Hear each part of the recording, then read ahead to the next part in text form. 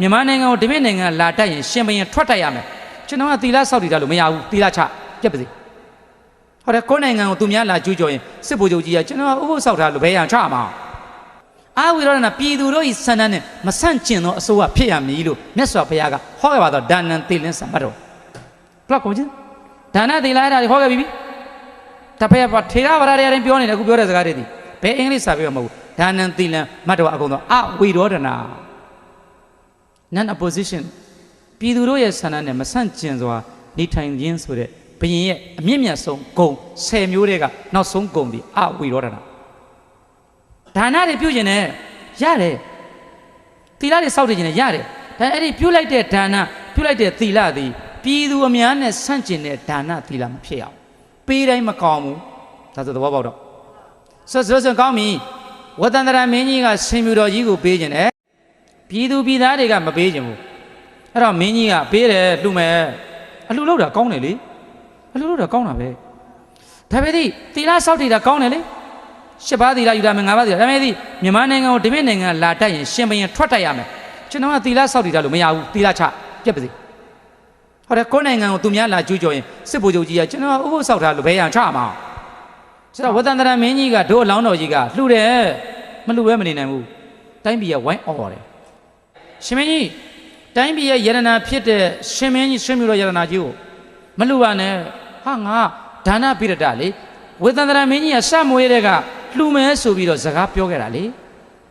မောဒရာဇတ်တော်မှာဆေးကုမယ်ဆိုပြီးဒီချိန်စကားပြောတယ်မွေးမွေးချင်းဒုတိယဝတ္တန္တရာဇတ်တော်မှာ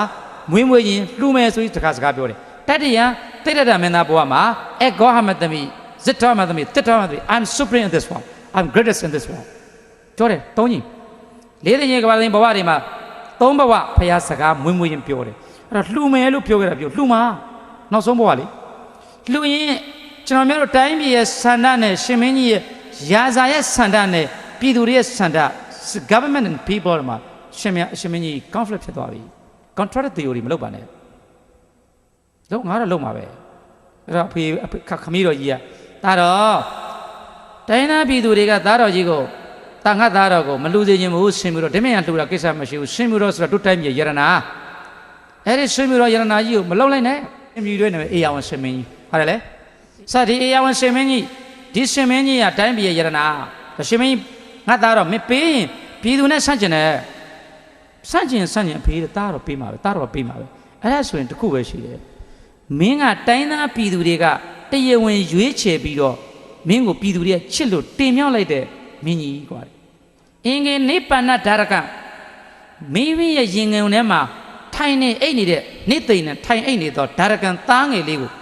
အဲ့ဒီသားငယ်လေးကိုမင်းလေစောင့်ရှောက်တယ်လို့တိုင်းသားပြည်သူတွေကိုစောင့်ရှောက်မှမင်းတာဝန်กว่าခုတိုင်းသားပြည်သူတွေကမင်းလှူမဲ့ကိစ္စနဲ့ပတ်သက်ပြီးစိတ်ဆင်းရဲနေပြီတဲ့အဲ့ဒါဆိုရင်သားတော့ဘာလုပ်ရမလဲလွယ်လွယ်လေးပဲလေမင်းလှူရင်တဲ့ဟာကိုစွန့်မလားနှစ်ခုရွေးလေဒါပေးတာကိုစွန့်မလားတိုင်းပြည်ကိုစွန့်မလားပေးရင်လည်းပေးရင်တိုင်းပြည်စွန့်လေဒါဆိုဆင်းနေဟိုကလေမှန်လားပါခမည်းတော်ကြီးတဲ့သားတော်ကဒါနင်္စကိုသိကြိုက်တယ်ဖြစ်တယ်အဝိရောဓနာတိုင်းသားပြည်သူတွေနဲ့ဆန့်ကျင်တယ်သားတော်ဝန်ကဘာတောင်ကိုထွက်ပါမယ်ရှင်းတာဒါဆိုအဖြေရှင်းသွားပြီအဖြေရှိသွားပြီဝတ္တန္တရာမင်းကြီးဒီသူတော်ကောင်းဖြစ်ပါတယ်လှူတာတန်းတာပါသို့တော့လှူတာတန်းတာဒီပြည်သူတွေကိုထိခိုက်လာတဲ့အနေအထားဖြစ်တယ်ပြည်သူတွေမကျေနပ်ဘူးမကျေနပ်ရင် तू လှူရင်တာကိုရှော့မလားပြည်သူဆန္ဒကိုလိုက်မလားကိုယ်ဆန္ဒကိုရှေ့တန်းတင်တယ်တင်ရင်အဲ့ဒီကိုယ်ဆန္ဒတိုင်းပဲဝန်ကဘာတောင်ကိုကြွား This is a Theravada